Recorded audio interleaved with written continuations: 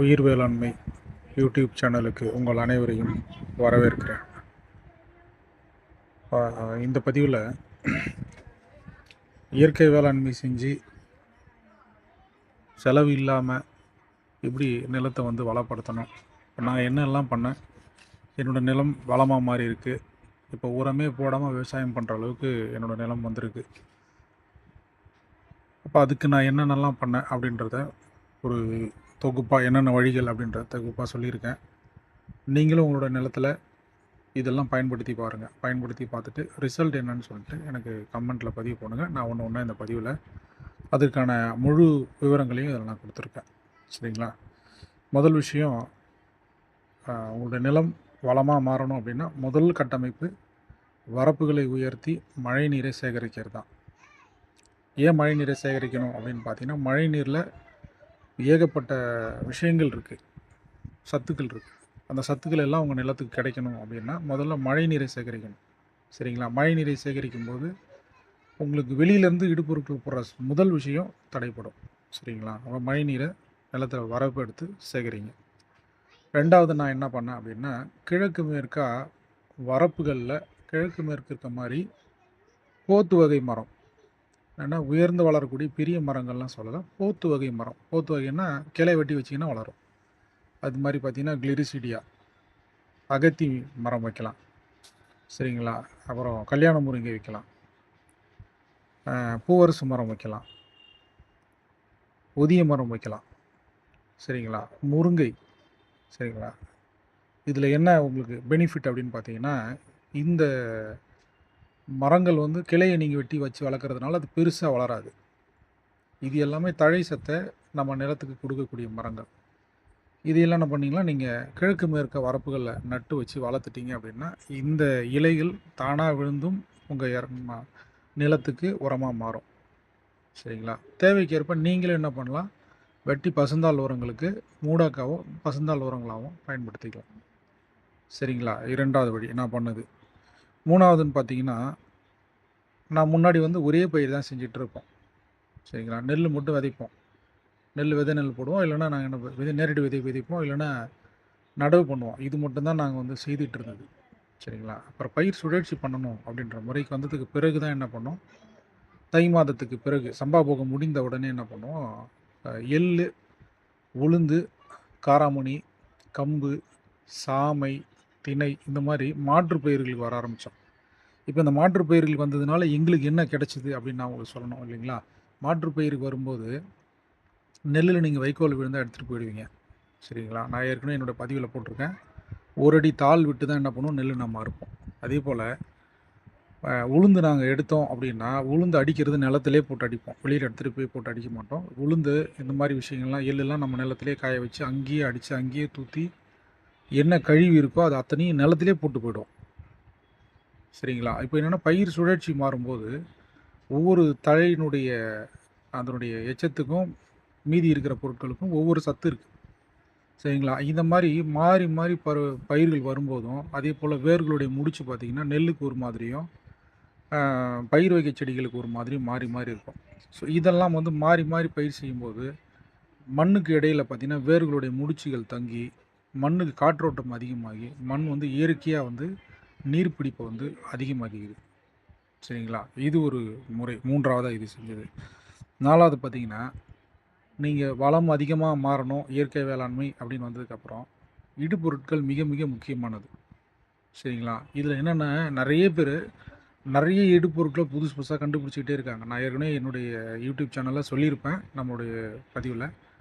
நீங்கள் எல்லாத்துக்கும் எல்லாரும் சொல்கிறாங்கன்னு சொல்லிட்டு நிறைய பதிவு உற்பத்தி பண்ணிகிட்டே இருக்காதிங்க. புதுசு புதுசாக நீங்கள் அந்த இடுபொருட்கள் கண்டுபிடிச்சிக்கிட்டே இருக்கணும் அப்படின்றதுக்குள்ளே போகாமல் அந்த நுட்பங்களை நீங்கள் அதில் கற்றுக்கிறதுக்கு பதிலாக உங்களுடைய நிலத்தை வளப்படுத்துறதுல நுட்பங்களை கற்றுக்கோங்க. நீங்கள் உங்கள் நிலத்துக்கு ஆராய்ச்சியாளராக மாறுங்க. உங்கள் நிலத்தில் நீங்கள் நம்மாழ்வாராக மாறுங்க.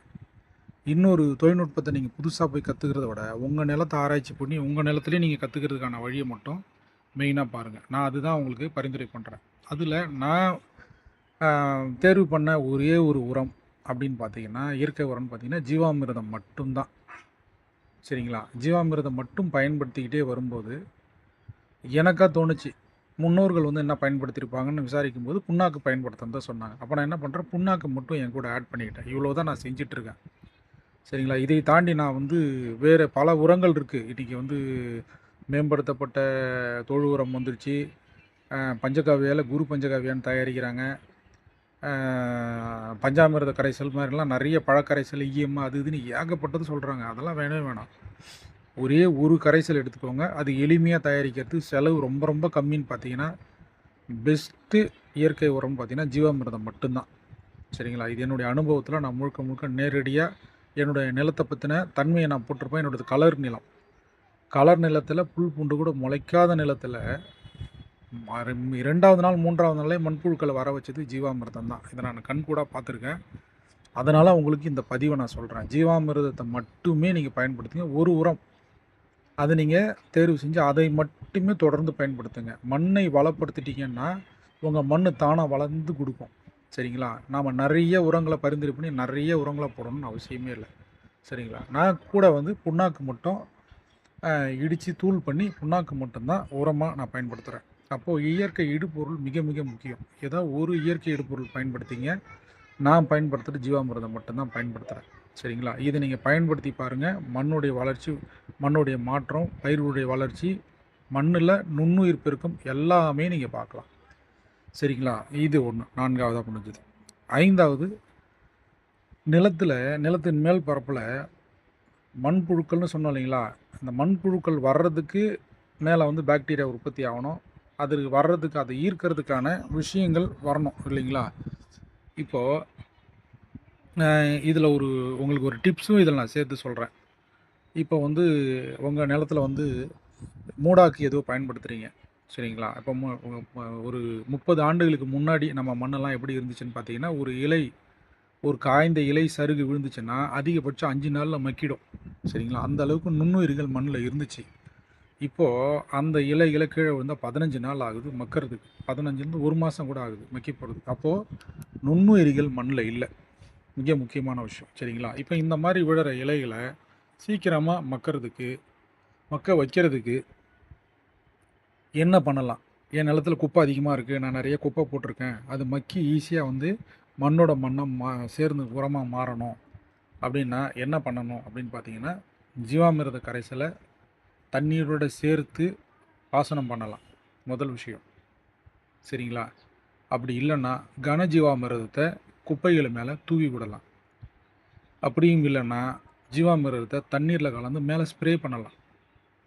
இந்த 3 விஷயத்தை நீங்கள் செஞ்சிட்டீங்க அப்படின்னா சீக்கிரமாக என்ன பண்ணும், உங்களுக்கு அந்த கழிவுகளெல்லாம் மக்கி உரமாக மாறிடும். ஐயா வந்து மசனோபு ஃபுகோக்கா ஒரு எளிமையான முறை சொல்லியிருக்காரு. அதையும் நான் இங்கே உங்களுக்கு பதிவு பண்ணுறேன். கோழி, பறவைகளோட எச்சங்களாக இருக்கு இல்லைங்களா, புறாவோட எச்சங்கள்லாம் அவர் சொல்லியிருக்காரு. இந்த எச்சங்களெல்லாம் என்ன பண்ணலாம், பொடி பண்ணி காற்றுல தூவி விட்டோம்னாலும் அதுவுமே இந்த இலை தழை கழிவுகள் மேலெல்லாம் விழுந்து மிக வேகமாக மழை பெஞ்சு ஈரத்தில் பட்டுச்சுன்னா மக்க வைக்கும்ன்றதை அவரும் பண்ணியிருக்காரு. எனக்கு இப்போ நினைவு வந்துச்சு, அதையும் நான் உங்களுக்கு பதிவு பண்ணுறேன். ஆனால் நான் பயன்படுத்துறது பார்த்தீங்கன்னா ஜீவாமிர்த கரைசலை தான் தண்ணீரில் விடுவோம். அது என்ன பண்ணும், இலை தழைகள்லாம் பயன்படுத்தும் போது அது விழும்போது வேகமாக வந்து என்ன பண்ணும், மக்கிடும். அதிகபட்சம் 10 நாள்லேயே அந்த இலை என்ன பண்ணும், இலை தழை குப்பையெல்லாம் வந்து மக்கி மண்ணாக மாற ஆரம்பிச்சிடும். மண்புழுக்கள் வந்து அது அதிகமாக சாப்பிட ஆரம்பிச்சிடும். சரிங்களா? இது 5வது வழி. சரி, இதையுமே பயன்படுத்தி பாருங்கள். அடுத்தது, விவசாய கழிவுகளை வந்து நிலத்தில் நீங்கள் நிறுத்துறது. ஏற்கனவே நான் இதை வந்து முன்னாடியே சொல்லிட்டேன். நீங்கள் எதை நிலத்துலேருந்து எடுத்துகிட்டு போகிறீங்களோ உங்களுக்கு தேவையில்லாத திரும்ப நிலத்துக்கே கொடுத்துடணும். நம்மாழ்வார் ஐயா பதிவு பண்ணுவார். அடி வந்து காட்டுக்கு, நடு வந்து மாட்டுக்கு, நுனி வீட்டுக்குன்னு பதிவு பண்ணுவார். ஸோ நுனியில் விளையிற தானியம் நமக்கு, நடுவில் விளையிற கதிர் பகுதி மாட்டுக்கு, நிலத்தோடு இருக்க அடிப்பகுதி காட்டுக்கு, நிலத்தில் விட்டுடணும் அப்படின்னு சொல்லுவார். அதே போல் இங்கே கிடைக்கிற கழிவுகள், உங்களுக்கு தேவையில்லாத கழிவுகளை என்ன பண்ணணும், திரும்ப கொண்டு வந்து நிலத்தில் மேல் பரப்புலேயே சேர்த்து இது மாதிரி ஜீவாமிர்த கரைசலையோ தண்ணீர் வழியாகவோ மேலேயோ தெளித்து இல்லை கனஜீவாமிரத்தை பொடியாக்கி போட்டுட்டிங்கன்னா அது மண்ணாக மக்கி மேலே என்ன பண்ணும், மண்ணை வளமாக்கும். சரிங்களா? இந்த மண் வளமாக மாறுதுன்றது எப்போ தெரியும்னா, மண் பளபளப்பாக மாறும், மண்ணோட நிறம் மாறும். இதை நீங்கள் எப்படி கண்கூடாக பார்க்கலாம் அப்படின்னா, நான் அடுத்த வீடியோவில் என்னோடய நிலத்தை வீடியோவை நான் எடுத்து உங்களுக்கு போடுறேன். நீங்கள் பாருங்கள் அந்த மண் வந்து எப்படி மாறி இருக்குன்றதை நீங்கள் பாருங்கள், ஏற்கனவே அந்த மண்ணுக்கான வீடியோவை நான் உங்களுக்கு போட்டிருக்கேன். சரிங்களா? அந்த மண் நிறம் எப்படி மாறுகின்றது உங்களுக்கு நான் உங்களுக்கு காட்டுறேன். மண் வளமாக மாறுதுன்னா மண்ணுடைய நிறம் மாறும். சரிங்களா? இது நீங்கள் கண்கூடா பார்க்க முடியும். மரம் அந்த மண் வந்து வளமாக மாறுச்சுன்னா அதில் புதிய செடிகள்லாம் முளைக்கும். இதை நீங்கள் வந்து பார்க்கலாம். சரிங்களா? அதையும் நான் உங்களுக்கு பதிவு பண்ணுறேன். சரிங்களா? அடுத்தது நாங்கள் என்ன பண்ணுறேன் அப்படின்னு பார்த்தீங்கன்னா, எனக்கு ஏற்கனவே நான் பதிவு பண்ணியிருக்கேன். போரில் வந்து போர் தான் எனக்கு ஆழ்குழாய் கிணறு தான். தண்ணீர் வந்து மிக குறைவாக தான் இருக்குது. சரிங்களா? அப்போ தண்ணீர் குறைவாக இருக்கிறதுனாலவே என்ன பண்ணுறேன், நான் முழுக்க முழுக்க பருவ காலங்களை சரியாக பயன்படுத்தி, மழை நீரிலே என்ன பண்ணுறோம், மழை பெய்யும்போது கரெக்டாக என்ன பண்ணுறோம், அந்த ஒரு ஒரு சில மழை கொஞ்சம் கொஞ்சம் மழை பெய்யும்போது என்ன பண்ணுறோம், பயிரை வந்து தெளிச்சிடுறோம், பயிரை வந்து பண்ணிடுறோம். சரிங்களா? பயிரை நாங்கள் விதைச்சிடுறோம். அப்போ என்ன ஆகுதுன்னா, முழுக்க முழுக்க அது பருவ காலங்கள் அடிப்படையில் மழை நீர்லே விளைஞ்சு வந்துடுது. சரிங்களா? அப்போ நான் நிலத்தடி நீர் பூமியிலேருந்து நீரை எடுக்க வேண்டிய தேவை வந்து எனக்கு ரொம்ப ரொம்ப குறைவு. மழை நீர்லேயே ஒரு பயிர் முழுசாக விளைஞ்சதுன்னா அதோட சத்து சொல்லக்கூடியதே இல்லை, அவ்வளோ அருமையாக இருக்கும். சரிங்களா? விளைச்சலுமே மழை நீர்லேயே விளையும் போது நோய் நொடி தாக்காமல் முழுக்க முழுக்க பயிர்களோட விளைச்சல் அமோகமாக இருக்குது, அற்புதமாக இருக்குது. இது வந்து நீங்கள் நடைமுறையில் அனுபவித்து பார்த்தீங்கன்னா உங்களுக்கு தெரியும். அப்போ எனக்கு தண்ணீர் செலவு மிக மிக குறைவு.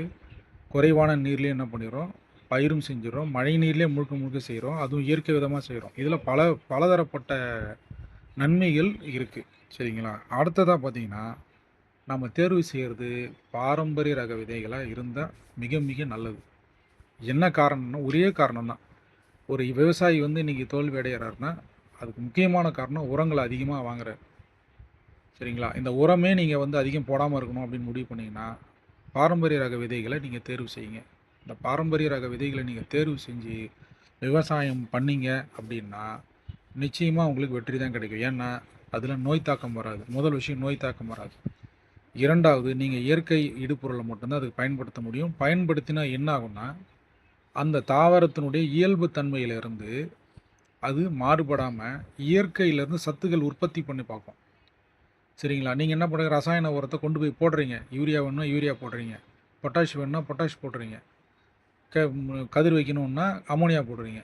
இது மாதிரி உரங்களை நீங்கள் கொண்டு போய் அதுக்கு கொடுக்குறீங்க.